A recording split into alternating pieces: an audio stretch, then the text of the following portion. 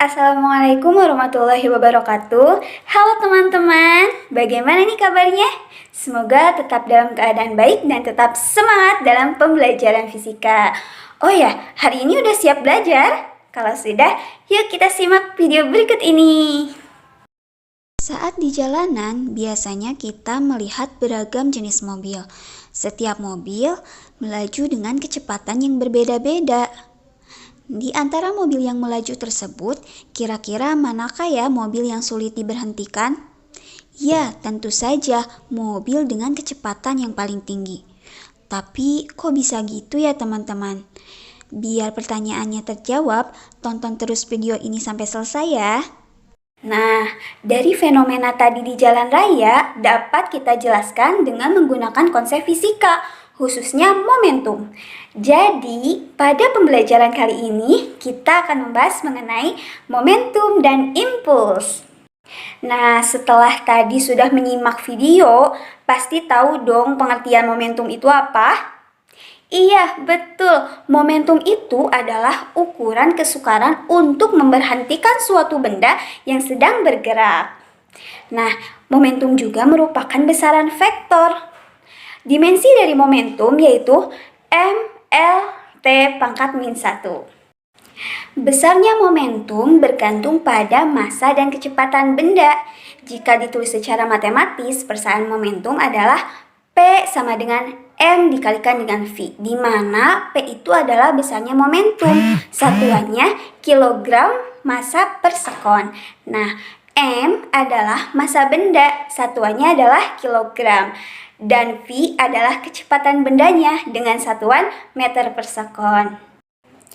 Oke teman-teman, berarti pertanyaan di awal tadi sudah terjawab ya. Karena semakin besar kecepatan suatu benda, maka momentumnya juga akan semakin besar.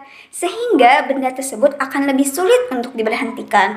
Namun, jika mobil tersebut berbeda jenis, tentu saja itu massanya juga akan berbeda.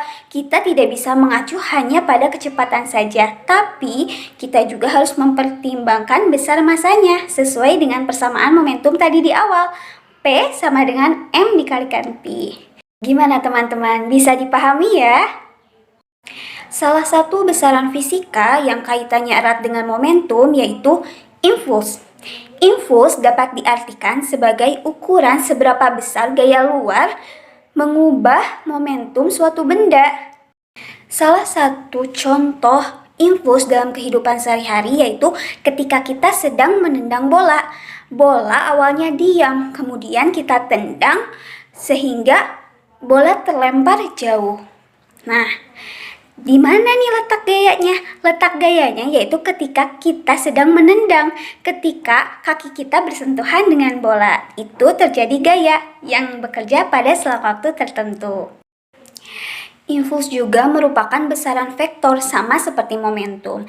Dan dimensi impuls juga sama seperti dimensi momentum, yaitu MLT pangkat min 1. Impuls ini bergantung terhadap besar gaya dan selang waktu.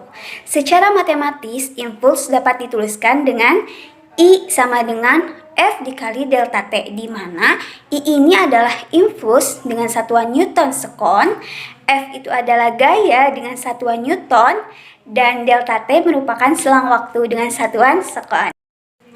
Pada grafik F delta T, nilai impuls sama dengan nilai luas daerah yang diarsir. Jadi, kita cukup menghitung luas daerah yang diarsir saja ya teman-teman.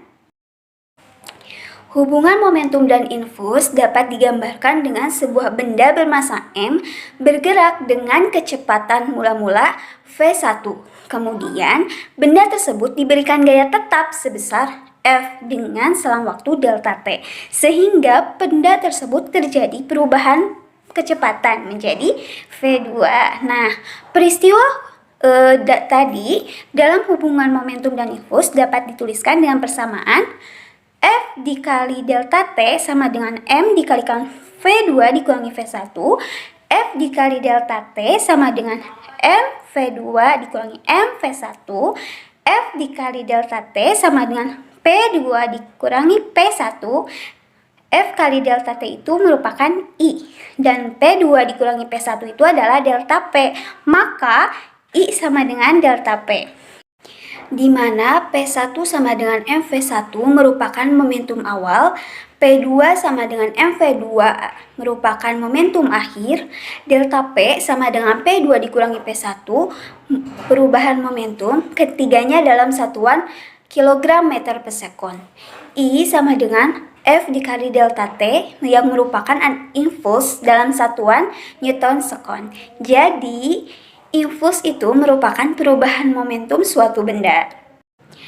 Oke teman-teman, bagaimana pembelajaran kali ini? Dapat dipahami ya? Jadi, pada pembelajaran kali ini bisa disimpulkan bahwa momentum itu merupakan ukuran kesukaran untuk memberhentikan suatu benda yang sedang bergerak.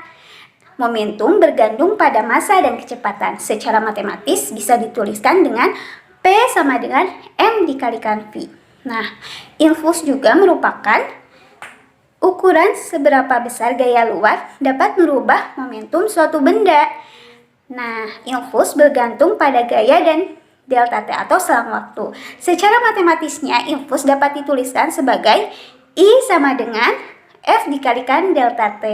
Nah, hubungan impuls dan momentum itu ditulis secara persamaannya yaitu I sama dengan delta P, di mana delta P itu adalah perubahan momentum suatu benda. Baik teman-teman, sampai di sini pembelajaran kita kali ini. Kita lanjutkan nanti ya. Sampai jumpa. Wassalamualaikum warahmatullahi wabarakatuh.